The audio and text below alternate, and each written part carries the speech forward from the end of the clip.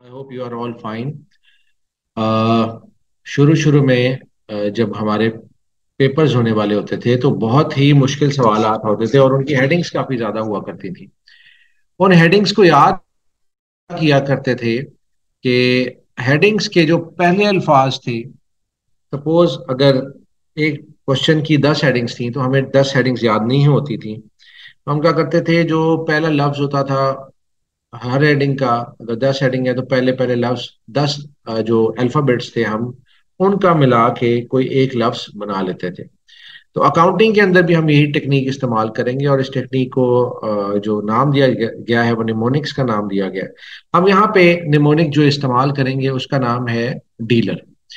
और डीलर के अंदर DEA जो है वो सेपरेट नेचर की आइटम है और LER जो है वो सेपरेट नेचर की आइटम है।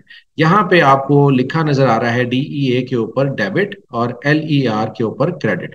डेबिट का मतलब होता है, अगर हम आसान अल्फाज में समझें इसको, तो left side of an account. ठीक है जी, left side of an account को हम डेबिट कहते हैं और right side of the account को हम क्रेडिट कहते हैं।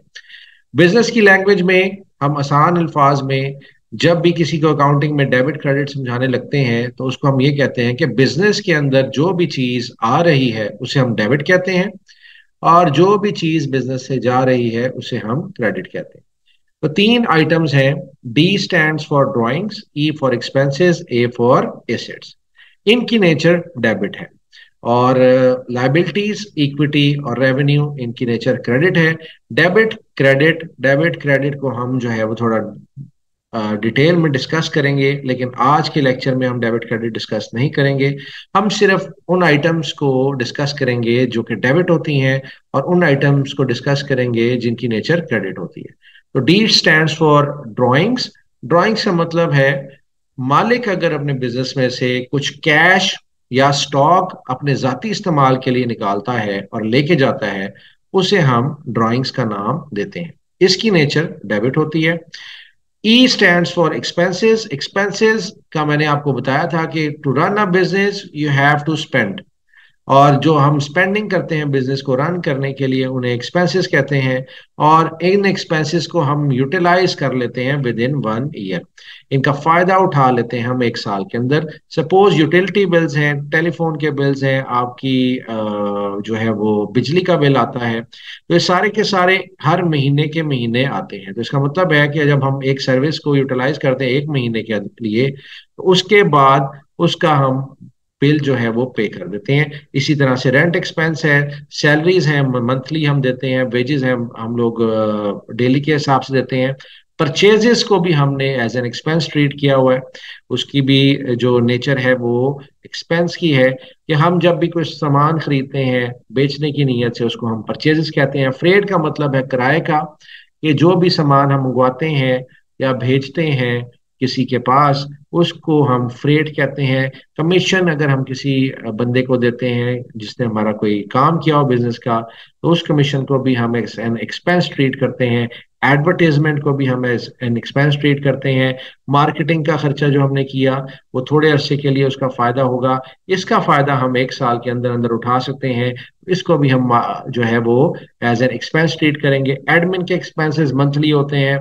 इसके अलावा अगर आपका कोई ऐसा कर्जा जो कि आप हासिल वापस ना करें, पैसे ना कर सकते हो, उसको हम बैड डेट कहते हैं। ट्रैवलिंग के लिए TADA के जो एक्सपेंसेस होते हैं उसको भी हम लोग एज एन एक्सपेंस ट्रीट करते हैं। इन सब आइटम्स का जो नेचर है वो ऐसा है कि हम इन्हें मंथली भी इस्तेमाल कर सकते हैं और विद इन 1 ईयर जो है हम इसका फायदा उठा लेते हैं। और ऐसी आइटम्स दोबारा से बताने लगा हूं, ऐसी आइटम्स जिनका फायदा हम जिनसे हम बेनिफिट हासिल करते हैं within 1 year, those are known as expenses. फिर आ जाते हैं assets. Assets are the resources of the business. Resources of the business से मुराद ये है कि वो वसाइल हैं, ये वो जराए हैं जिससे बिजनेस जो है वो पैसे कमाता है। ठीक हो गया। इसमें एसेट्स के अंदर कुछ लिक्विड एसेट्स होते हैं और कुछ फिक्स्ड एसेट्स होते हैं। लॉन्ग टर्म एसेट्स का भी नाम लेते हैं, लेकिन लिक्विड एसेट्स में सबसे पहले आते हैं कैश इन हैंड और कैश एट बैंक। हमारे पास जो हाथ में पैसे हैं वो बिजनेस का सरमाया है, और बिजनेस के पास जो भी पैसा होगा वो उसका एसेट होगा। अगर बैंक अकाउंट है बिजनेस का तो वो भी बिजनेस का एसेट ही कंसिडर होगा। फिर बिल्स रिसीवेबल, बिल रिसीवेबल भी एक तरह का एसेट है, क्योंकि ये वो पैसे हैं जो हमने रिसीव करने हैं बिल्स के सूरत में। यानी कि बिल अगर हमें रिसीव हो गया, हम इस बिल को दे के तो इसके अगेंस्ट हम पैसे ले सकते हैं। मार्केटेबल सिक्योरिटीज हैं, ये भी एसेट है। ये सिक्योरिटीज बिजनेस ने खरीदी होती हैं और ये एज एन इन्वेस्टमेंट खरीदी होती हैं, और इन्हें किसी भी टाइम बेच के आप कैश में कन्वर्ट कर सकते हैं। प्रीपेड एक्सपेंसेस, यहाँ पे आप परेशान नहीं होइएगा। प्रीपेड एक्सपेंसेस ऐसे एक्सपेंसेस होते हैं जो कि एक पिछले साल आपने अगले साल के लिए कुछ एक्सपेंसेस ऑलरेडी पे कर देते हैं, तो वो हमारे प्रीपेड एक्सपेंसेस हो जाते हैं। सपोज आपने इंश्योरेंस पे की है नवंबर दिसंबर के अंदर, और उस जब नवंबर और दिसंबर में आपने इंश्योरेंस पे की तो 6 माह के लिए आपने पे कर दी है। और 6 महीने का मतलब ये है कि आपने नवंबर दिसंबर जनवरी फरवरी मार्च और अप्रैल तक की इंश्योरेंस पे कर दिया, तो बुक्स क्लोज हो जाती हैं 31 दिसंबर को। और बुक्स की क्लोजिंग के बाद जो नेक्स्ट ईयर आपने एक्सपेंसेस ऑलरेडी पे किए हुए हैं उसको कंसिडर करते हैं हम प्रीपेड एक्सपेंसेस के तौर पे। फिर ऐसे अमाउंट जो आपने किसी से रिसीव करनी है, बिजनेस ने कोई उधार पे सामान बेच दिया, उसको हम अकाउंट रिसीवेबल भी कहते हैं, और डेटर भी उसी का दूसरा नाम है। क्लोजिंग स्टॉक ऐसा स्टॉक है जो कि बिजनेस ने बेचने की नीयत से खरीदा हुआ था, लेकिन वो साल के आखिर में बच गया है, और यही स्टॉक अगले साल जाके ओपनिंग स्टॉक बनेगा। फिर इसके अलावा बिल्डिंग आ जाती है। बिल्डिंग अगर बिजनेस ने परचेज की है, लैंड अगर परचेज किया हुआ है, इक्विपमेंट परचेज की हुई है, और मशीनरी प्लांट या व्हीकल्स परचेज की हुई हैं, तो सारे के सारे जो हैं वो हमारे एसेट्स में इनका शुमार होगा, क्योंकि ये जो है लॉन्ग टर्म एसेट्स हैं, इनका फायदा हमें साल से ज्यादा अरसे के लिए होने वाला है। हम इनसे फायदा 1 साल से ज्यादा अरसे के लिए उठाते हैं। इसके अलावा अगर हम देखें तो यहाँ पे हम फर्नीचर भी लिख सकते हैं। फर्नीचर एंड कंप्यूटर इक्विपमेंट की बात करें तो वो भी जो है वो उसका फायदा भी हमें 1 साल से ज्यादा अरसे के लिए होने वाला है। देखें जी, कोई भी अगर फर्नीचर खरीदता है तो वो फर्नीचर 1 साल से ज्यादा अरसे ही चलेगा। 5 साल लग सकते हैं, 10 साल लग सकते हैं उसको हमें रिप्लेस करते हुए। कंप्यूटर भी जो है वो 1 साल से ज्यादा अरसे के लिए चलेंगे। तो ये सब के सब ऐसे रिसोर्सेज हैं जिनसे हम साल से ज्यादा अरसे के लिए इस्तेमाल करेंगे, और इनसे रेवेन्यू जनरेट करने के लिए हम इनसे फायदा उठाएंगे। मशीनरी से हम प्रोडक्ट्स बनाते हैं और वो साल हर साल चलती है। तो ये चीजें जो कि बिजनेस के रिसोर्सेज हैं, those are used to earn profit, ये सारे के सारे बिजनेस के एसेट्स कहलाते हैं। फिर आ जाती है हमारी लाइबिलिटीज की। लाइबिलिटीज इक्विटी और रेवेन्यू की नेचर क्रेडिट की है, और अभी आपको सिर्फ ये बताऊंगा कि लायबिलिटीज क्या होती हैं, इक्विटी क्या होती है और रेवेन्यू क्या होती है। डेबिट क्रेडिट जो है वो हम अगले लेक्चर के अंदर जो है एक्सप्लेन करेंगे। लायबिलिटीज जो है उसमें अकाउंट रिसीवेबल, ऐसा पैसा, सॉरी अकाउंट्स पेएबल आ जाएगा यहाँ पे, रिसीवेबल नहीं आएगा। ऐसा पैसा जो हमने किसी और से लिया है और हमने उसको वापस करना है, 2000 अकाउंट्स पेएबल। बाज औक़ात ऐसा होता है कि हम उधार पे सामान खरीद लेते हैं, तो वो जो उधार पे सामान खरीदा होता है उसकी पेमेंट भी हमने करनी होती है। तो ऐसे लोग जिनका उधार पे हमने सामान खरीदा है उनको भी हम क्रेडिटर्स या अकाउंट्स पेएबल में शुमार करते हैं। फिर अगर हमने यूटिलिटी बिल्स पे नहीं किए और बिल्स पेएबल हैं तो उसको हम आउटस्टैंडिंग बिल्स भी कहते हैं और बिल्स पेएबल भी कहते हैं। ये दोनों हमारी लायबिलिटीज हैं। अगर हमने बैंक से कोई कर्जा लिया है शॉर्ट टर्म का, जिसको हमने साल के अंदर वापस करना है, तो वो हमारे शॉर्ट टर्म बैंक लोन्स में आ जाएगा।